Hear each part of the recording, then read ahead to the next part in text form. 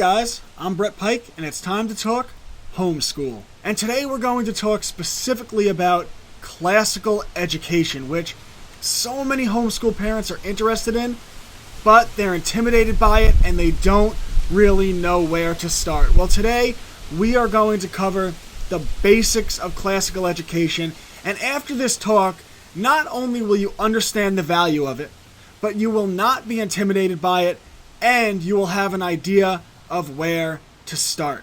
And as I tell parents all the time, there's no one right way to homeschool a child or to educate a child.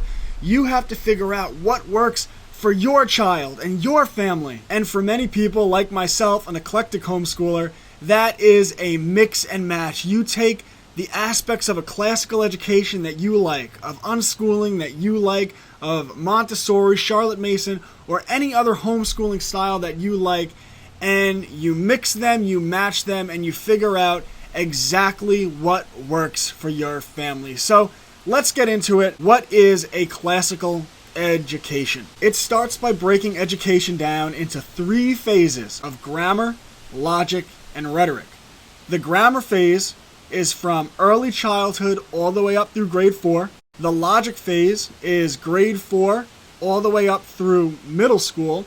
And the rhetoric phase is your high school secondary learning years. But as I tell people all the time, that's nice, but what does it mean? In the grammar phase, in early childhood, and I am going to make more in-depth videos about this, but essentially what you are doing is you are focusing on language. We want your 4th grader to have a command of the English language, to know what a noun is, what a verb is, and all of the rules of language. And that starts with early childhood, right? That starts with teaching your children, and that's why everyone does this, even if they don't do a classical education, but teaching your children that letters make sounds. When you put those sounds together, they make words, and when you put the words together, they make stories. So from that point, you teach your children the letters, and then you teach them the rules of grammar.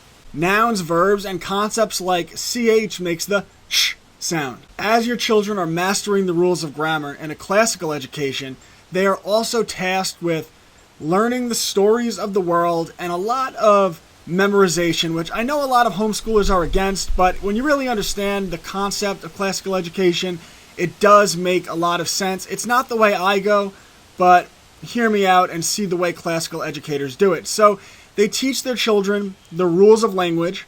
They usually introduce a second language like Latin, which I think is a fantastic idea, and the stories of the world, Aesop's fables, Greek mythology, and things of that nature. And then through the study of history, they really learn the story of our world. And as I always tell young children when I teach history, it is a story, and just because someone's saying it doesn't make it true. But it breaks history down into 4 phases, starting with the ancient world, BC to 400 AD, the Middle Ages, 400 AD to the Renaissance, the start of the Renaissance until the year 1850, and then modern world, which is 1850 to the present day. And I'll get more in depth about how to go about this in my next video. In the logic phase, grades 4 or 5 through 8 through middle school, children are tasked with learning ABC logic. So they continue to do a lot of reading,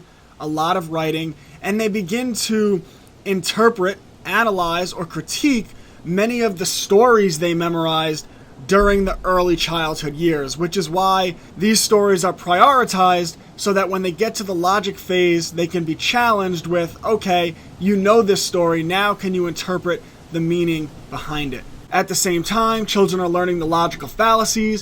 What is an ad hominem attack, right? When someone makes an argument and then rather than addressing their argument, what you'll see a lot of times with politicians is they'll say, yeah, but don't you know that's a bad guy? Well, we want our children to see that, no, don't just call someone a name. You have to actually address their argument. So in the middle school years, children really focus on understanding logic and understanding the formation of arguments. And then in high school, the rhetoric phase, children learn the art of communication and persuasion. Now, in middle school, you learn how an argument is structured. Now, can you take that structure and use it to communicate what you know with other people and to persuade other people to adopt or accept your point of view or your worldview? This is the basic concept behind a classical education, and when done right, in sequence, you can see how it really is designed to teach young people how to be critical thinkers, understand the rules of language, learn the stories of the world, learn about ABC logic, analyze the stories of the world. Are they logical? Are there any logical inconsistencies? And if there are, remove them from your worldview, restructure your worldview. I call this intellectual self-defense, and make a worldview that is logically cohesive. And then when you get to the rhetoric stage, now that you have this worldview, can you communicate it with other people and persuade other people to believe what you believe?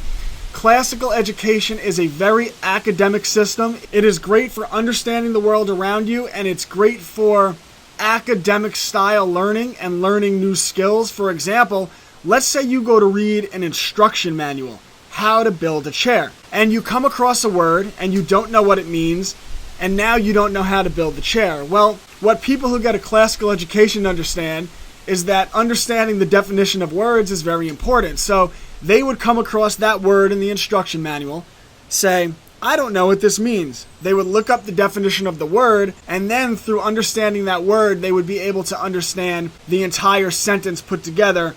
Oh, this is a lug nut, this is what I have to do with it, and this is how I build the chair. A person with a classical education is more than capable of learning any type of skill, and they are also very good at deciphering what is true from what is false. So when they listen to a political argument, or they listen to an argument made by the mainstream media, or they do reading, they are able to go over ABC, basic logic, and say, are there any logical inconsistencies?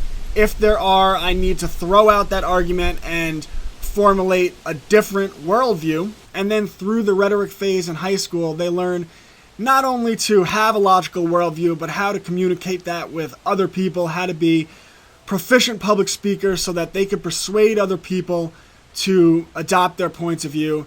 Overall, classical education is a very academic system, and it is a very effective system, and all of us should be implementing some aspects of a classical education in our homeschools. Now, me specifically, I don't care as much about memorizing certain historical things, because I think a lot of historical narratives are complete and utter nonsense.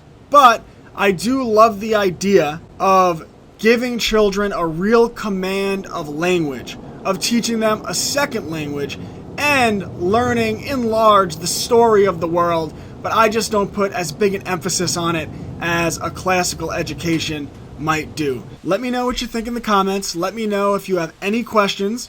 If you have any specific questions, I am going to be making video responses, so please ask. I'm very excited to respond to your videos.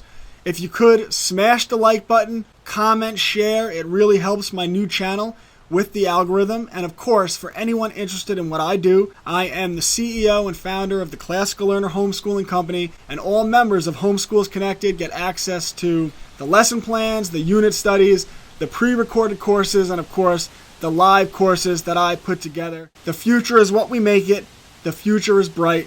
Thank you for being here, and I will see you next time.